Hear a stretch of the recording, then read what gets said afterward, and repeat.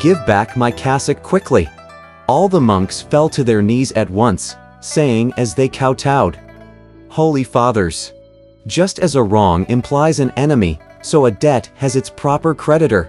If you seek vengeance, please understand that we had nothing to do with this. It was the old monk who plotted with big plan against you. Don't make us pay for your lives, you damnable beasts," cried Pilgrim angrily. "Who wants you to pay with your lives?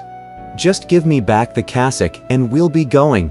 Two of the monks who were less timid said to him, "Father, you were supposed to be burned to death in the Chan Hall, and yet now you come to demand the cassock. Are you indeed a man, or are you a ghost? This bunch of accursed creatures," said Pilgrim, laughing. "Where was the fire? Go to the front and look at the Chan Hall. Then you can come back and talk." The monks got up and went to the front to look. Not even half an inch of the door, the window, or the screen outside the Chan Hall was scorched. One and all were awestruck and became convinced that Tripitaka was a divine monk, and Pilgrim a celestial guardian. They all went forward to kowtow to them, saying, "We have eyes but no pupils, and therefore we did not recognize true men descending to earth. Your cassock is at the residence of the old patriarch at the back." Tripitaka was deeply saddened by the rows of crumbling walls and damaged partitions they went past before arriving at the patriarch's chambers, which were indeed untouched by fire. The monks dashed in, crying, "Aged father, the Tang monk must be a god.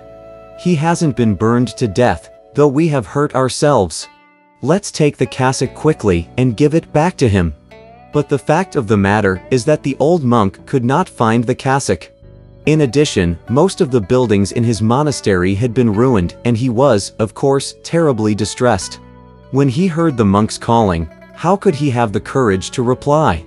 Feeling utterly helpless and incapable of solving his dilemma, he bent forward, took several great strides, and rammed his head into the wall. How pitiful! The impact made.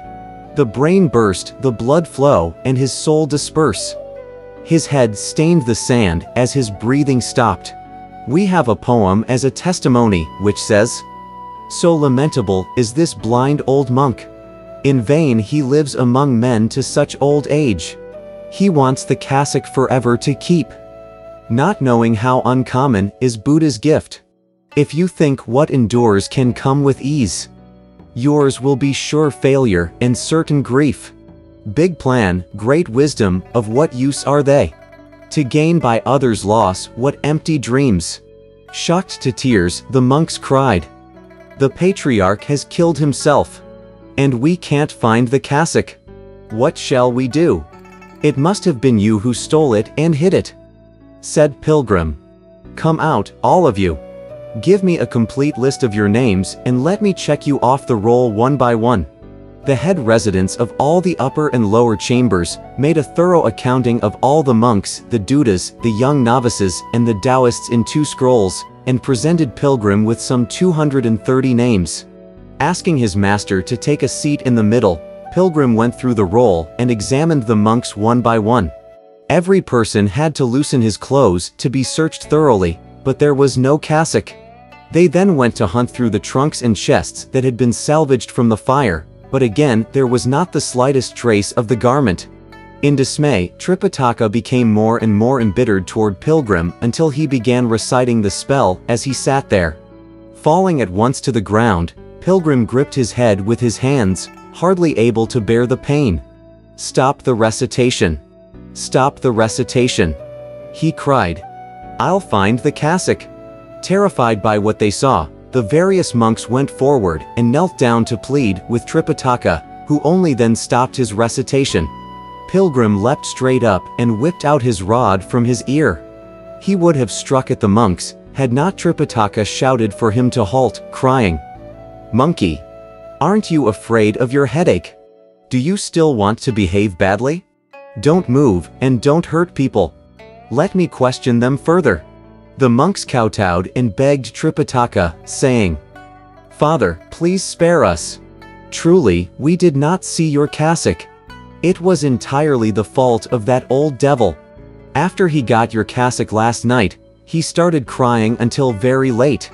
He didn't even bother to look at it, for all he had on his mind was how he might keep it permanently as an heirloom.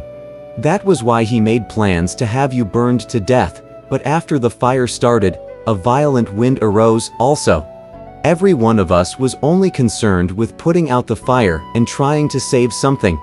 We have no idea where the cassock has gone." Angrily, Pilgrim walked into the patriarch's room, pulled out the corpse of the old man rammed to death, and stripped him naked. The body was examined carefully, but the treasure was nowhere to be seen. Even if they had dug up 3 feet of the ground in that room, there would have been not a trace of it. Pilgrim thought silently for a while and then asked, "Is there any monster around here who has become a spirit?" "If Father hadn't asked," said the abbot, "he would have never known about this. Southeast of us there is a Black Wind Mountain, in which there is a Black Wind Cave. In the cave is a Black Great King, with whom this deceased old fellow of ours used to discuss the Tao frequently. He is the only monster spirit around here." "How far is the mountain from here?" asked Pilgrim. "Only 20 miles, said the abbot. "The peak that you can see right now is where it is." Pilgrim laughed and said, "Relax, master.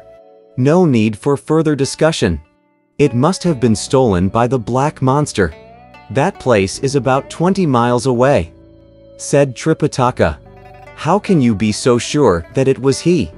You didn't see last night's fire," said Pilgrim. "When its light illuminated great distances, and its brightness penetrated the threefold heaven. Not just for 20 miles, but for 200 miles around it could be seen. I have no doubt that he saw the brilliant glow of the fire and used that opportunity to come here secretly. When he saw that our cassock was a treasure, he grabbed it in the confusion and left. Let Old Monkey go find him." "Who will care for me while you are gone?" asked Tripitaka. "You can relax," said Pilgrim. "You have in secret the protection of the gods. And in the open, I shall make sure that the monks wait on you." He then called the monks over, saying, "A few of you can go and bury that old devil, while the others can wait on my master and watch our white horse." The monks at once agreed. Pilgrim said again, "Don't give me any casual reply now, only to grow slack in your service after I'm gone. Those who wait on my master must be cheerful and pleasant. Those who look after the white horse must take care that water and hay are fed in proper proportions. If there's the slightest mistake, you can count on meeting this rod. Now watch."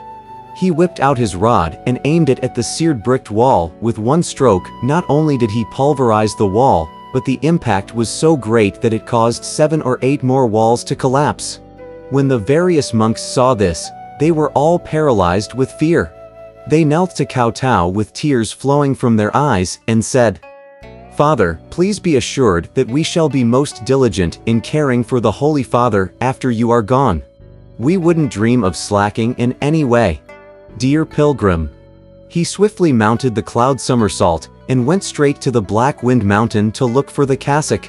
Thus it was that, truth-seeking Gold Cicada left Chang'an. With gifts he went westward, passing blue-green hills. There were wolves and tigers as he walked along, though merchants or scholars were rarely seen. One foolish monk's envy abroad he met. His refuge solely was the great sage's might. The fire grew. The wind came and wrecked the Chan Hall. A black bear at night stole the embroidered robe. We do not know whether Pilgrim found the cassock or not, or whether the outcome of his search was good or bad. Let's listen to the explanation in the next chapter.